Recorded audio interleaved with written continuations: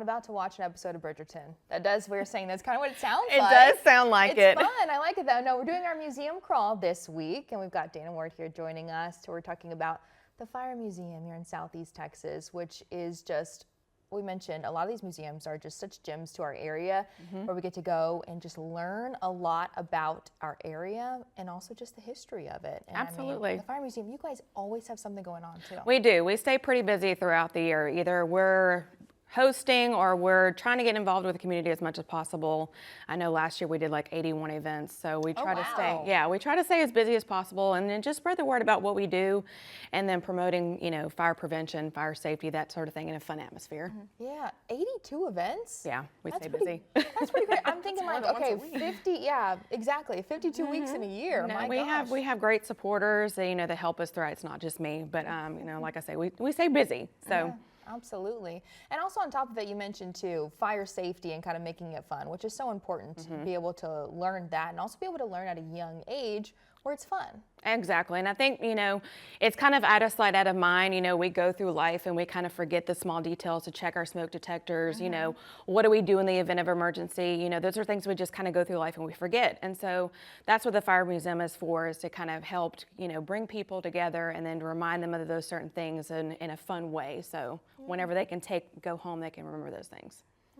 Well, and a bit of a Southeast Texas icon there for sure, especially on your shirt. Yes. That's one thing, if you haven't yeah. been to the museum, you know about the fire hydrant. Yep. You Yep. can't miss it. Nope, can't miss it. It's too tall. It's 24 foot, so you definitely can't miss it. Man, 24, I didn't realize it was that tall. But yeah, a staple in downtown, no doubt about, you know, that you can always see there. What are some of the things you guys have at the museum that, you know, people can go check out? These are old pictures of the museum, I'm guessing? Yeah, so these are old pictures of the museum. This is back in about 1881 is when the department was actually originated. But, you know, we have a little something for everybody. You know, we have historic pieces for, you know, anybody that wants to learn about fire history throughout time, especially focused on Texas firefighting. But then we also have actually this is a truck that's going into renovations right now. This is our light truck. But we also have a kids activity center, which not a lot of people know about. And that's upstairs where we kind of cater to, you know, teaching our young ones those fire safety and fire preventions. And of course, our hydrant that was given to us by Disney back in 1999 for the relaunch of 101 Dalmatians. Oh, so we are celebrating its 25th anniversary. And this is our LBJ. It's actually given to us on loan. This is President Lyndon B. Johnson's personal fire engine that he received. Wow. And his ranch is undergoing a complete renovation, so we have that for the next couple of years. Nice. Yeah, and so kids can dress up like a firefighter. You know, we are in spring break right now, so it's kind of a fun way to get the kids out of the house and get something to do, something fun and something different. So. Yeah, learn something for sure. I didn't know about the fire hydrant being donated by Disney. Yep, absolutely. We were selected out of 300 applicants to be able to feature this iconic piece of history, and so we're very proud to have it. It's still the world's largest working fire hydrant, so it's pretty cool. That is really neat. Working too is pretty incredible. That was Paw Patrol stopping by. We did. We had them last year whenever they were in town. We had them stop by. Of course, that's Marshals, so he kind of fit with fire, you know, matching in with the fire hydrant. So that was a lot of fun to have them there. Man, just a bunch of fun activities you guys have all the time too, and obviously lots of history there just encapsulated in that place. I mean, what is maybe your favorite thing about the museum? So my favorite piece is actually the piece I was talking about that's going under renovations. It's our Rio light truck, and that was actually the first search and rescue vehicle that was ever created. And so it was built at our museum by our local firefighters and engineers, and so it actually responded to the 1937 New London school explosion as well as the Texas City explosion in 1947. So it's an iconic piece of history. Walter Cronkite actually wrote in to cover the story for the New London explosion on this truck. Wow. So it's got a lot of neat history. Like I said, it's undergoing renovations right now in Connecticut, and we hope to get it back pretty soon.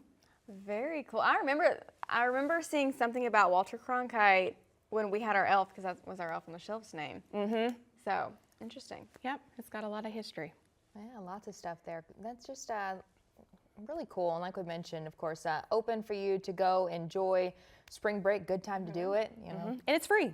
So we offer free admission, so it's a great time for people to come and just, hang out with us. Always the best part. And all the events usually that you guys do are free as well. So Yeah, we offer free events throughout the community. Again, we don't want to come into cost for learning and viable, things for, safety. So we want to make sure that we provide them all for free. Yeah.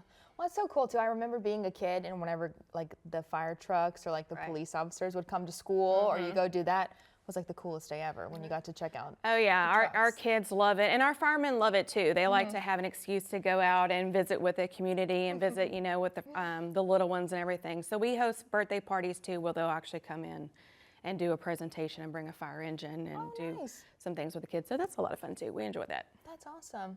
So for folks who want to keep up with maybe some of the events that you got going on, what's the best place to follow you guys and see all the updates? So we're on Facebook as well as Instagram, and then we also have our website. So we try to keep up with all of our, new things that are going on those platforms. All right. Sounds good. All right, be sure to go check out the Fire Museum so that way you can learn a little bit and also have some fun.